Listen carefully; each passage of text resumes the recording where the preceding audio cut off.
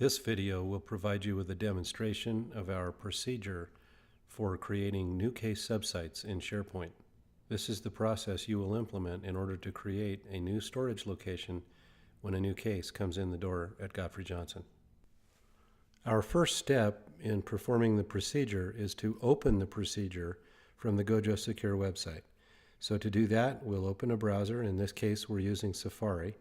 And then I'll navigate to my bookmark for Gojo Secure. And from there, easily locate the Sharepoint procedure by clicking Procedures, Sharepoint, and then adding a new case subsite to Sharepoint. That will take me to this procedure. Now, frankly, this is the longest procedure that we have. It is the most complex and the most delicate. It is extremely important that you not rush through this and that you not skip any steps. Carefully read the warning at the beginning of the procedure.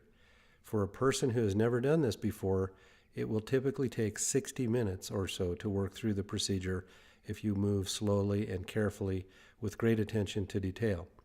If you've got a lot of experience with this, you'll usually be able to perform these steps in about 20 minutes or so. But the key is not to get in a hurry. So as you look at the procedure, you will see that it's divided into 4 sections. The first section is to create the subsite. The second section is to set permissions for specific groups. The third section is for removing unique permissions and then assigning specific group permission levels to individual libraries. And finally, the fourth portion of this is setting custom branding pages that are used by persons outside the firm who access our Sharepoint site. You'll notice that these links will actually navigate you quickly to each of the sections, although typically you'll be working through these one after another in the exact order in which they're given. So the first thing you need to do is open a second window and create a split screen so that you can see the procedure on the left side and do the process on the right side of your screen. That's easily accomplished by right-clicking on the link in step 1, and then when it says Open Link in New Window, clicking that. Now you'll see, having done that, that I have 2 windows open.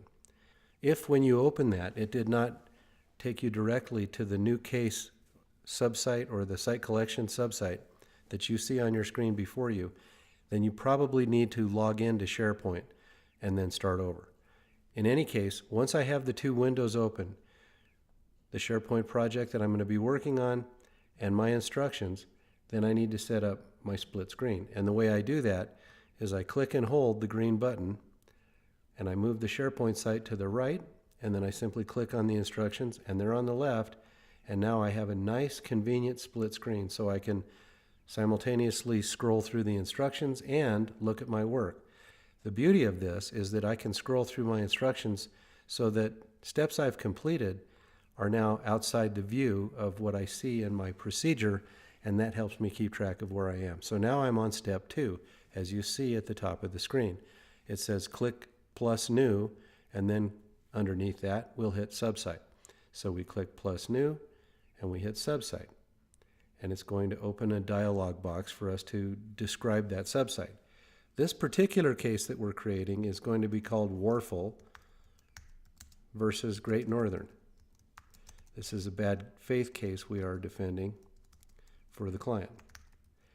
It is the second Warfel case that we have open. We'll skip past the description and go straight to the URL name. This is just a shortcut code that is used by Sharepoint to keep track of individual parts of the subsite. So here we'll just say Warfel BF to separate that from the earlier Warfel case. So WARFEL BF is now the URL, in addition to all of the information that the computer system put at the beginning of that. Once I've typed that in, you'll see that I need to now go down to select a template and click Custom. So under Select a Template, I click Custom, and I take the latest version available. There will usually just be one, as you see here, but if there's more than one, take the largest version number available. Once I click that, I will click Use Unique Permissions as shown in step 6 of my procedure, and then I'll scroll down and simply click Create. Now, once you've clicked Create, it takes about 4 to 5 minutes to create the subsite, and we'll skip ahead so you don't have to stare at the screen for 5 minutes. Once the SharePoint server has created the new site for you, you'll see what appears on the right side, and you have some information that you can now add. You are now past the completed end of step 10, and you've finished part 1 of the procedure. We are now moving into the portion of the procedure where we're setting permissions, and this is the part where things get very, very delicate, and you have to follow these instructions exactly the way they're written. We've been through them and tested them, and they do work if you follow them. Step 11 says that we are going now to set permission levels for 3 new groups. We're going to do the first as visitors. So if we look at step 11 under visitors, it says use an existing group. So we will click that, and then we'll click the drop down. Under more at the bottom, we will be able to select, we will scroll to case visitors, and we'll click that. As we see, we have now completed the visitor section. For members, we will click use an existing group. After we click use an existing group, we will click more, and then we'll hit the drop down again, and we'll go to case members. In the third box, we'll click use an existing group. We'll go down and hit more at the bottom, and here we will hit Gojo staff.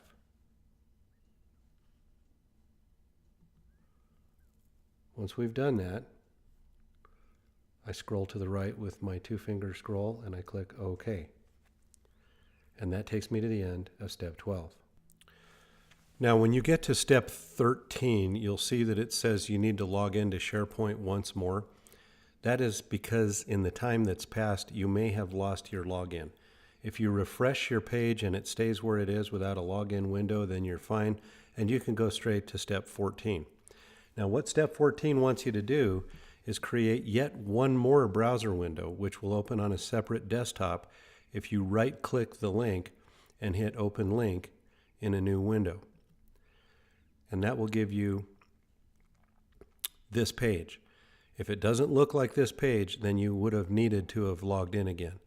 And you'll notice that as I scroll back and forth between my 2 desktops, I can see my dual screen and I can see this screen.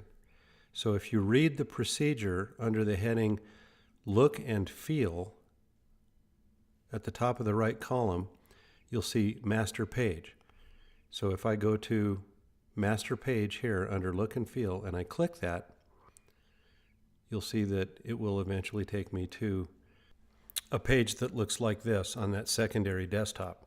What you want to make sure you've clicked, as you'll see in the little box in step 16 of the procedure, you want to have specify a master page, etc., with the Seattle Gojo custom selection.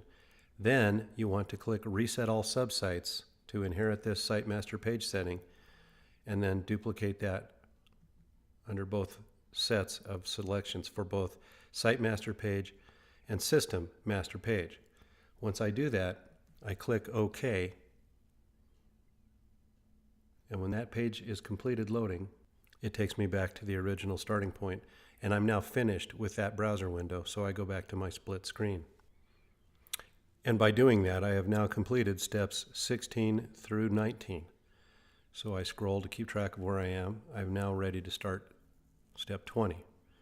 So what it wants me to do is click the gear at the top of my site page, and then click Site Settings, which is right here. You'll be doing this quite often. And once I click Site Settings, now at this point I need to inform you that after this video was made, we had to add a step to the procedure, which is shown in purple on the written program, but is not shown in the screen capture portion of the video. Those steps are as follows. Under the heading Site Actions, select Manage Site Features. Scroll to the bottom of the page and find Workflows Can Use App Permissions. Select Active. You will then be returned to the Site Settings page. Under the heading Users and Permissions, I have People and Groups. If I click that, it'll give me a new working window within which to create 3 new groups. And we're going to do the same process 3 times, as you see listed under step 20 here. 1 for opposing counsel, 1 for client, 1 for witness. So we'll begin by creating 1 for opposing counsel. The way we do that is we click the gear and we go to Site Settings, People and Groups, and then we click Groups at the top left. Once that loads, next to the word New, I click the arrow and then I hit New Group. Now, at this point, I will type in the case name,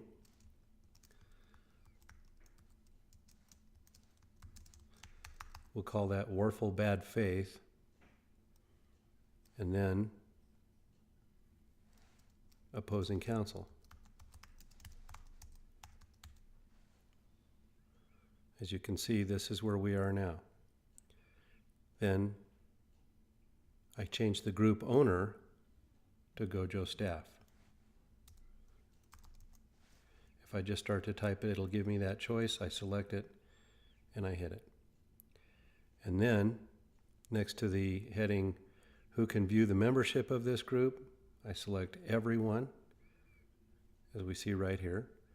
And then who can edit the membership, I put Group Owner, which is already checked. Allow requests to join or leave this group, as I see here. The answer is yes. Accept auto requests, I hit yes. And then I put the location for the email address for the individual who should receive those requests.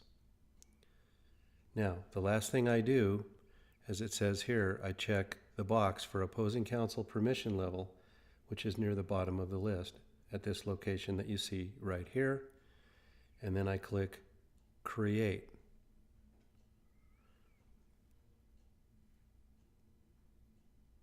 Now, the next step is to hit the word Groups again, hit New Group.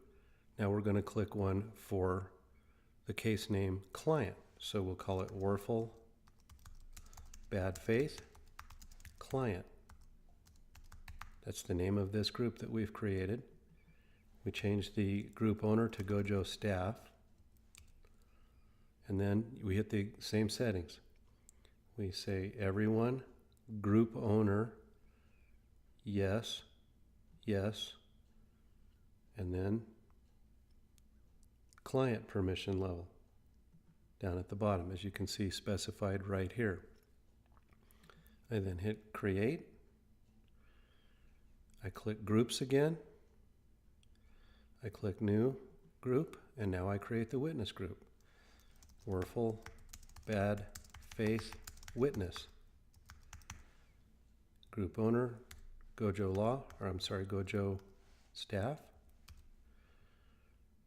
Everyone, Group Owner, yes, yes, and then down here, the witness permission level, and Create. And that is exactly what is specified in these 3 paragraphs. So we have now completed up through the end of part 2, and we're ready to start step number 22. So this procedure is to remove unique permissions and assign specific group permission levels to individual libraries. The way we do this is I navigate to the billing library. In my site, which I'm in over here, I click Billing on the standard library structure for all of these. Now, in the split screen, that menu went away on the left side, so I have to hit the little hamburger at the top left of that side of the split screen to get my standard menu back. And then there, I hit Billing, and I'm in the billing library now, as you can see. And I can turn on or off the information pane. It doesn't need to be on for what we're doing now. I just need to be in that library. So then I click the gear at the top, and I go to Library Settings. And then under the heading Permissions and Management, I'm going to click Permissions for this document library, as you can see specified right here. Then I will click Stop Inheriting Permissions. I'll click OK. And then I want to check the boxes next to Warful Client, Warful Opposing Counsel, and Warful Witness. Then I click Remove User Permissions one more time, click OK, and I have now completed that step for the billing library. I need to navigate to the drafts library and repeat those same steps A through G. So I'm now in the drafts library. I hit Library Settings. I click Permissions for this document library. Stop Inheriting Permissions and OK. And then I check those same 3 boxes. I hit Remove User Permissions and OK. And I've completed that. So now I need to go to the Notes library and repeat that same process. Click the gear, Library Settings, and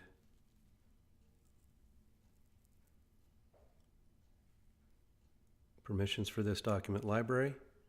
Stop Inheriting Permissions, OK, and then check those same 3 boxes. Remove User Permissions, and OK. Now, before I go to the Pending Privilege Review library, there's one more thing I need to do in the Notes library, and that is simply to spot the notebook that was already there, click the 3 dots next to it, and then scroll down to the choice that says Rename. And this is the Warful Bad Faith notebook for the file.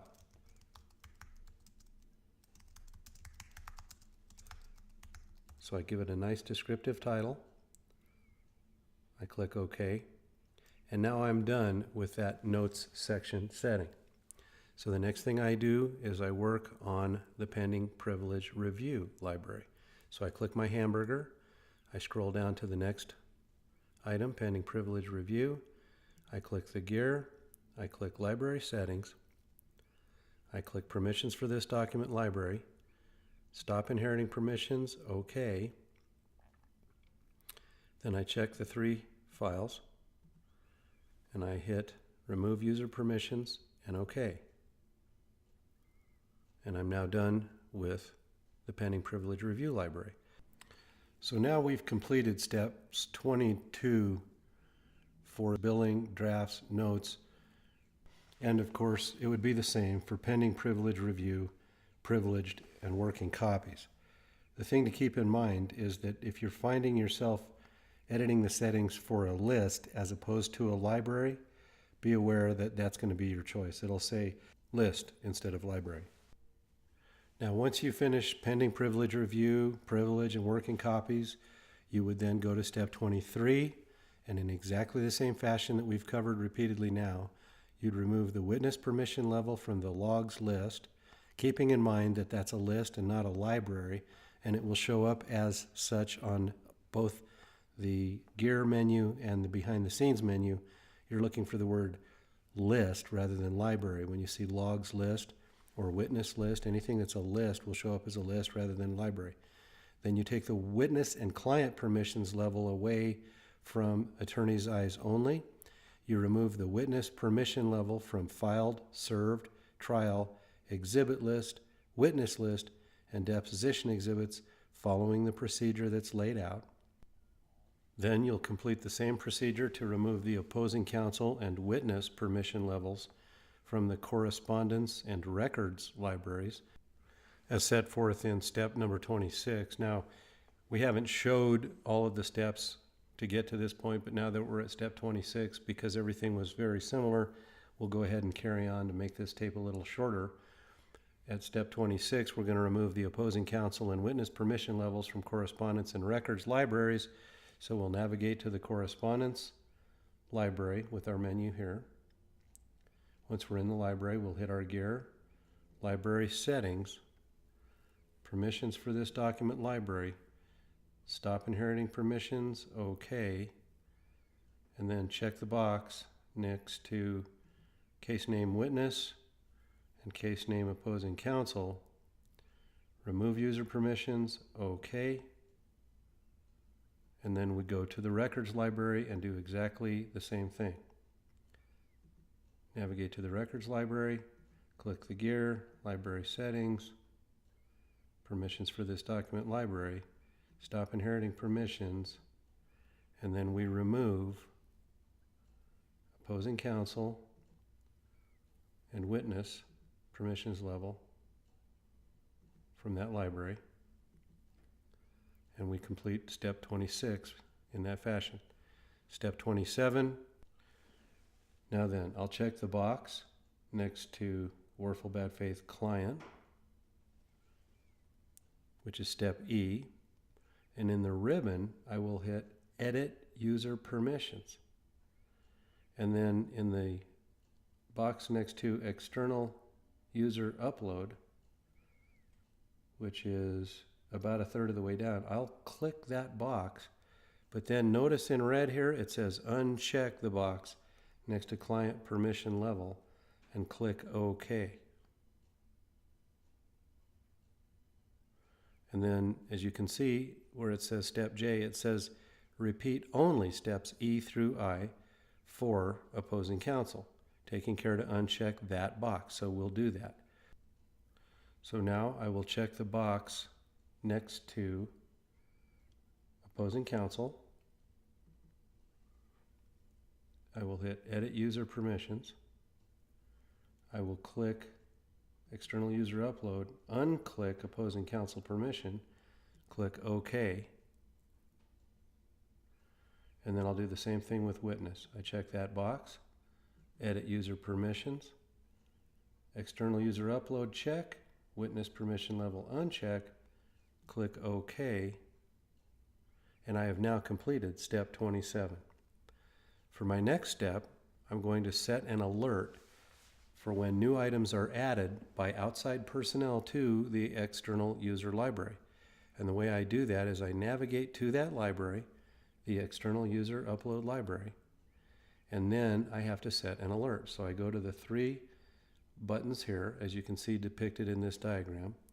I go to these three buttons and I click that, I click Alert Me, and then I have a window that looks very much like you see on the right, and I make the settings in this box present there.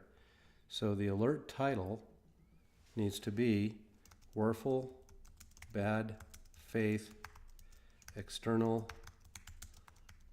Users Upload Library, and that's the name of that alert. In this case, I'll have the alerts go to myself, Heather Cannon,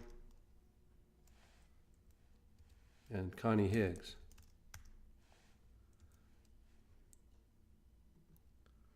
Delivery method is email. Whenever new items are added is my trigger. Send alert when anything changes, and send it immediately. And I click OK to save those settings. And I have now completed step 27 as well as part 4. We're nearly complete with this procedure now. Part 4 is just making settings for the custom branding pages. So what I need to do now is go to where it says Site Contents. I need to scroll down to Site Pages. These are custom made pages. I open the client page, and once that page opens, I hit the gear, I hit Edit Page, and now this opens it up in a way that I can edit it. So I changed the case name. In this case, I could have said Warful Bad Faith, but I didn't do that because this is a page opposing counsel will see. So it needs to be a little more professional. So it says Warfel versus Great Northern, and under civil action number, I've copied that off the complaint while you weren't looking. There's the civil action number, and for some reason it reformatted. So what I have to do is just take out the extra carriage returns.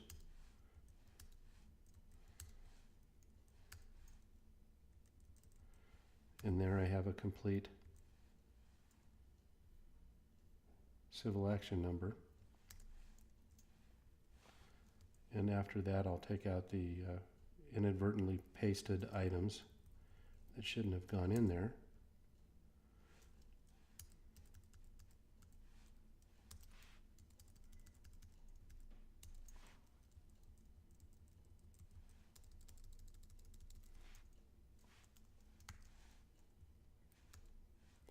And under Gojo Client, I'll put Great Northern. And that has now been saved. So what I have to do is click Stop Editing under Page. So I click this Page tab here. I click Stop Editing.